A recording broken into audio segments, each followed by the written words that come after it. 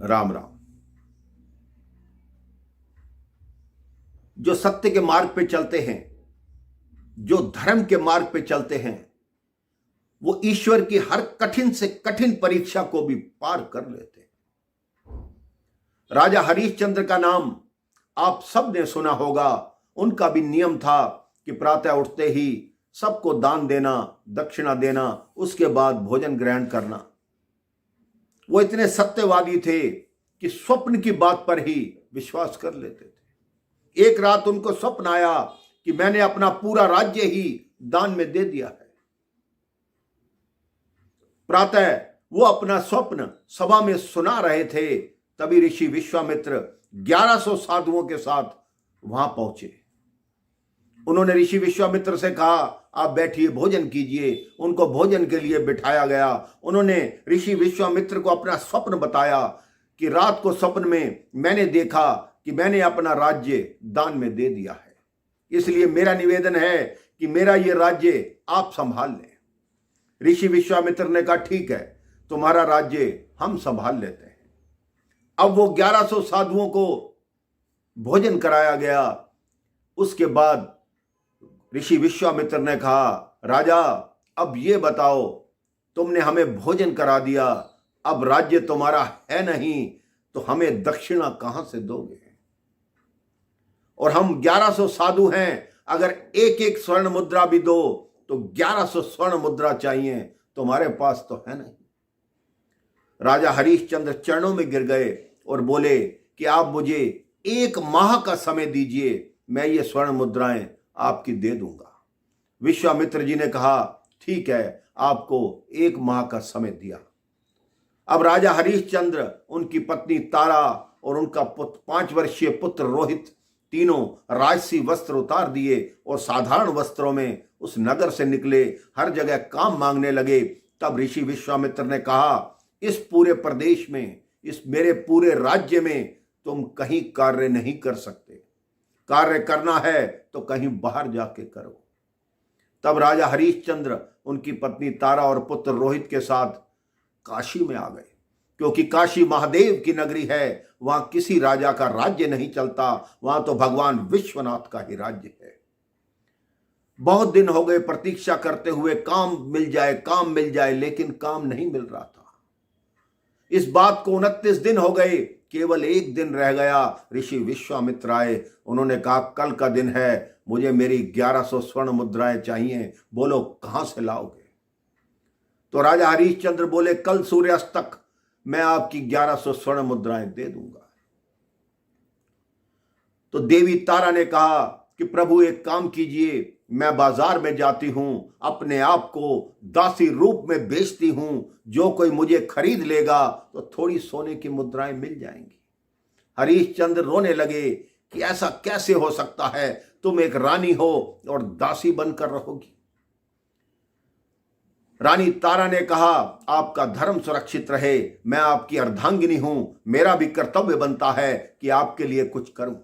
देवी तारा बाजार में जाकर खड़ी हुई कि किसी को दासी चाहिए तो मुझे खरीद लो। एक वृद्ध ब्राह्मण आए कि तुम दासी हो, बनोगी? उन्होंने कहा कि मेरी धर्मपत्नी बीमार रहती है, उसकी सेवा करनी होगी, घर का झाड़ू पोछा करना होगा, बर्तन करने होंगे, खाना बनाना होगा। उन्होंने कहा कि मुझे स्वीकार है। तो उन्होंने पूछा कि आप कितनी स्वर्ण मुद्राएं देंगे? उन्होंने कहा, मैं तुम्हारी 500 स्वर्ण मुद्राएं दे दूंगा। जैसे ही तारा देवी चलने लगी, वो बालक रोने लगा कि मां, मुझे साथ ले चलो, मुझे भी साथ ले चलो। तो उस ब्राह्मण ने कहा, ये बालक कौन है? उन्होंने कहा, मेरा पुत्र है। उन्होंने कहा, मैं इसको क्या करूंगा साथ ले जाकर? तो राजा हरिश्चंद्र ने कहा, आप इसे भी साथ ले जाइए और ये आपकी सेवा करता रहेगा, मां के बिना ये रह नहीं पाएगा। तो ब्राह्मण को दया आई, उन्होंने कहा, ठीक है, मैं 100 स्वर्ण मुद्राएं इसकी दूंगा। तो 600 स्वर्ण मुद्राएं राजा हरिश्चंद्र के पास आ गई। अब वो सोच रहे हैं कि बाकी की 500 स्वर्ण मुद्राएं मैं कहां से लाऊं। उन्होंने खुद को बाजार में खड़ा किया कि मेरे को कोई खरीद ले, मैं सब कार्य करूंगा, सबकी आज्ञा का पालन करूंगा, कोई खरीद ले, कोई खरीद ले। इतने में एक चांडाल आया। चांडाल अर्थात डोम, जो शमशान घाट पे रखवाली करते हैं वही रहते हैं, वहीं खाते हैं, वहीं सोते हैं।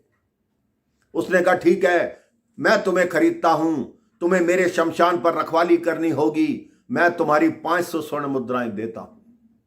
अब हरीशचंद्र जी ने वो 500 स्वर्ण मुद्राएं ली और 1100 स्वर्ण मुद्राएं ऋषि विश्वामित्र को अर्पित की और वो सीधा उस चंडाल के साथ शमशान पर पहुंच गए। अब उनको उनका कार्य बताया गया कि जो भी शरीर आएगा, जो भी मृतक व्यक्ति आएगा, उनसे कर लेना है, उनका जो कफन है वो भी लेना है। उसने कहा मेरे खाने की व्यवस्था कहां से होगी? तो उस चंडाल ने कहा तुम्हारे खाने की व्यवस्था वहीं से होगी, जो लोग पिंड दान करते हैं तुम वही खाओगे। उन्होंने कहा जो आपकी आज्ञा, मैंने आपको वचन दिया है, जैसा आप कहेंगे वैसा होगा। इस बात को 1 वर्ष बीत गया, सब अपनी अपनी जगह कार्य कर रहे हैं। एक दिन तारा घर पर कार्य कर रही थी, इतने में छोटे बच्चों ने आके कहा कि बाग में आपके बेटे को सर्प ने डस लिया है, वो तड़प रहा है, आपको आवाज लगा रहा है। देवी तारा जैसे ही जाने लगी, ब्राह्मण ने रोक लिया कि आप कार्य छोड़कर नहीं जा सकती, जब तक कार्य पूरा नहीं होगा आप नहीं जाएंगी। देवी तारा आंखों में आंसू भरकर उनके घर के कार्य करती रही। प्रातः का पुत्र को सर्प ने डसा। वो रात के 10 बजे जब उस वाटिका में पहुंची तो रोहित मृत पड़ा था। अब वो रोने लगी कि ये भी हमारे क्या दिन हुए कि तू एक राजा का बेटा होकर आज इस दशा में पड़ा है। उन्होंने सोचा यहां पड़ा रहेगा तो जानवर खा जाएंगे, इसका अंतिम संस्कार तो कर लो। अब विधि का विधान देखिए, वो भी उसी शमशान घाट पर आई जिस पे राजा हरीशचंद्र चंडाल के सेवक बनकर रह रहे थे। वो बहुत ऊंचे ऊंचे रोने लगी। जब ऊंचे ऊंचे स्वर सुना तो राजा हरीशचंद्र वहां आए। वो उनको पहचान ही नहीं पाई क्योंकि बाल बढ़ गए थे, दाढ़ी बढ़ गई थी, शरीर दुबला हो गया था। वहां चिताओं की भस्म लग लग के शरीर काला हो गया था। उन्होंने नहीं पहचाना। उन्होंने कहा देवी कौन हो? उन्होंने कहा मेरा नाम तारा है, ये मेरा पुत्र रोहित है। जब दोनों के नाम सुने तब राजा हरीशचंद्र ने कहा तुम? उन्होंने कहा तुम कहते हैं लेकिन कर देना होगा। उन्होंने कहा मेरे पास चुकाने का कर नहीं है। इतने में उन्होंने देखा चंडाल आ रहा है और काशी के बहुत से लोग भागे आ रहे हैं। उन्होंने कहा क्या हुआ? वो ब्राह्मण साथ था जहां तारा जी काम करती थी। उन्होंने कहा ये मेरे घर से धन और आभूषण चुरा कर भागी है। चंडाल ने कहा ये लो तलवार। राजा हरीशचंद्र को तलवार पकड़ाई कि ये दोषिनी है, इसकी शीश काट दो। अब हरीशचंद्र तो सेवक था, उसने तलवार पकड़ ली, लेकिन जैसे ही तारा की गर्दन पर मारने को हुए भगवान प्रकट हो गए। कहते ठहरो हरीशचंद्र, तुम्हारी परीक्षा पूर्ण हुई, तुम वास्तव में ही सत्यवादी हो। हरीशचंद्र की आंखों से आंसू बहने लगे कि हे प्रभु, आपको मेरे पर शंका थी जो आपको मेरी परीक्षा लेने की आवश्यकता पड़ी। प्रभु ने कहा नहीं, मुझे शंका नहीं थी। मैं कहता कि तुम सत्यवादी हो तो ये संसार विश्वास नहीं करता। आज संसार ने प्रत्यक्ष अपनी आंखों से देख लिया कि तुम्हारे जैसा सत्यवादी इस संसार में कोई नहीं। आज के बाद दुनिया तुम्हें सत्यवादी राजा हरीशचंद्र कहकर पुकारेगी। ये वही हरीशचंद्र थे, प्रभु श्री राम के पूर्वज थे।